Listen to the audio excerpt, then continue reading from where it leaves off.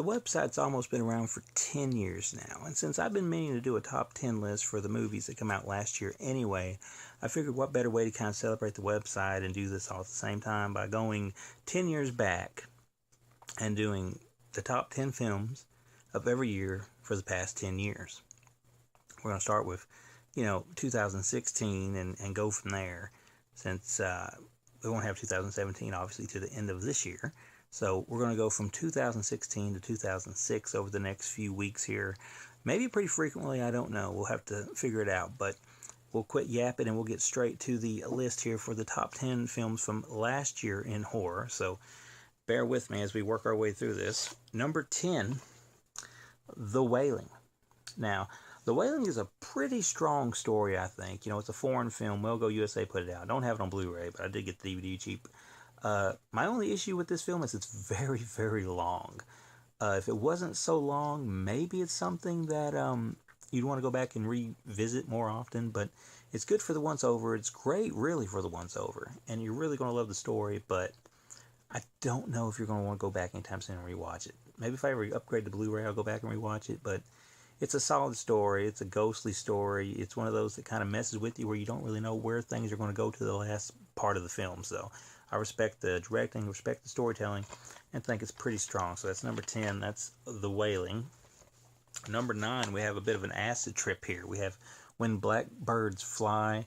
Hard to explain, very trippy. It's all animated from the same guy that did Where the Dead Go to Die. So if you like that one, you'll probably like this one. I think this one's a lot better than that one was. And plus, it's got a very odd style of animation, but with the weird and dark tones of the film, it really works. So that's When Black Birds Fly at number 9. Number 8, we have from Unearthed Films, we have Sheepskin. Now, this is one I didn't hear a whole lot of people talk about last year, but it's pretty bloody in spots. It's a classic werewolf story. I think I did a review solo for it if you go check the channel. It's another one of those where you don't really know how things are going to go until they've already happened, so it keeps you guessing until the last part of it. Also has a cool black and white version on there as well if you want to check it out. So that's number 8. Number 7, also from Unearthed Films, we have American Guinea Pig Bloodshock. Now, this one, at first glance, you may think it's high on gore and low on plot, but if you stick with the story, especially keep watching during the credits, more parts of the story comes out, and it kind of hits you a little bit when you finally realize what's going on and what you've witnessed. It plays with your emotions in a way, so it's not just blood and guts and gore. There's actually a bit of a pretty strong story there as well. It just takes a little bit of time to get to it.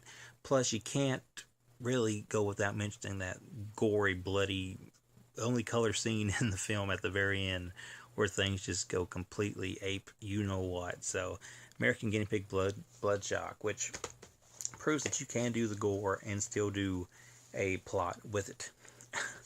The next film on our top 10 list here, The Mind's Eye. Now, it says it was like the best unofficial sequel to Scanners you're ever going to find, and that's kind of true. You're going to think Scanners, basically it is Scanners. It's just like a modern take on it, even though they technically can't call it that. The same director did Almost Human. It's bloody, it's got that retro feel to it, and it's just something that you can have a whole lot of fun watching. I enjoyed it a lot. I enjoyed it a lot more than I thought I was going to enjoy it, actually, so that's another one you want to check out if you haven't checked it out. Also, we moved to an anthology, one that didn't even get a Blu-ray over here for some reason, which is Southbound, which I love Southbound. It's an anthology. It all takes place in like this little desert area. The stories kind of intertwined, kind of a little bit like Trick or Treat in a way. It's got some solid stuff. Maybe I don't know. Maybe some parts of it, don't hold up as well for some people as they do other people. I don't know. I don't know why this one didn't seem to get that many mentions and praise at the end of last year. But if you like anthologies, Southbound is great. Plus, I think like the company ended up doing this instead of doing like another VHS film or something like that, and I think they made the right choice, because VHS Part 3, you could tell, was kind of like played out at that point, and they went and did this, which I think the same guy produced it. I don't know. Don't quote me on it. Go to IMDb and check. But if you've never seen Southbound, give it a chance. Maybe one day they'll get the actual Blu-ray for this done over here, although I do have region-free capabilities. I could always just import, I guess. Next, we have one that kind of goes thriller to horror. I don't know. The Green Room. I asked this, okay, if you want to question whether or not this is really a horror film or if this is a thriller, put yourself in the situation. If you were in these kind of situations, would you not find it to be a bit of a horror situation? Punk band goes to like play a neo-Nazi club. Stuff goes wrong. They're trapped in. They're trying to get them out, and they're trying to kill them. All sort of stuff happens. We got the guy from Star Trek here and X-Men in the middle of it, playing one of the most chilling, cold, bad guys you've ever seen. Like, and that's one thing I had to look to check his name there, Patrick Stewart, because I went dumb on it. But the guy can play such a cool villain without really doing anything overly villainous. You know what I mean? It's really cool. And it also has the late Anton Yelchin in it as well. So, very solid movie from a director that I really, really, enjoy. Jeremy Saulnier. I'm bad at names, but check out his other stuff as well.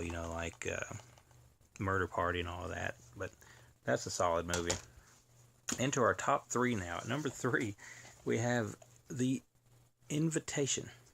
Now, this one shows why you never go to the parties up in California, right? But it's a slow, brooding plot. It's one of those that kind of keeps you guessing as well. I really dig those kind of stories where you're not really sure where things are going, and when it finally gets there, it's pretty creepy. It's pretty cool. It's pretty chilling. Very fun film to watch, especially, if you're by yourself and you want to watch something, don't want to be bothered. Don't know if it'd go over as well with a group or not, but as far as like story and plot and originality and stuff like that goes, I thought this one more than did its job, so that's why it's number 3. The last 2, I went back and forth when I made my list last year. I couldn't figure out which one I really wanted to put number 2, which one I wanted to put number 1, so I settled for this. But you could probably swap them out and still get just the same results. Number 2, from Scream Factory, is The Autopsy of Jane Doe. That always throws me off. Dead bodies found. They take her to the coroner. Son and father, go to work doing what they do. Creepy stuff starts happening. Things just go bat, what, for a while. There's some heartbreaking stuff. There's some cringe stuff with some, gore moments, some bloody moments. It's just well done, well shot, well atmosphere, well mood. Probably one of the better horror films I've seen in the past 10 years. So if you took everything from these lists I'm going to do and just turned them into one list, you'd probably find it on that pretty high as well. And that is The Autopsy of Jane Doe. And number 1, which wasn't for everybody, but I dug it, was The Witch, the old-fashioned tale of a girl and her family in the woods when a baby is kidnapped. And what follows, the next thing you know, you have witches, you have a goat, Black Phillip, you have all kinds of weird stuff happening, and then the movie just completely just go in the final act. So that was a very unique movie, a very different movie, one that not everybody kind of got, but I think if you do get it, you're going to absolutely love it. So that's the top 10 list for the 2016 horror films that I watched. Keep checking back as we count on down to the 2015 list next.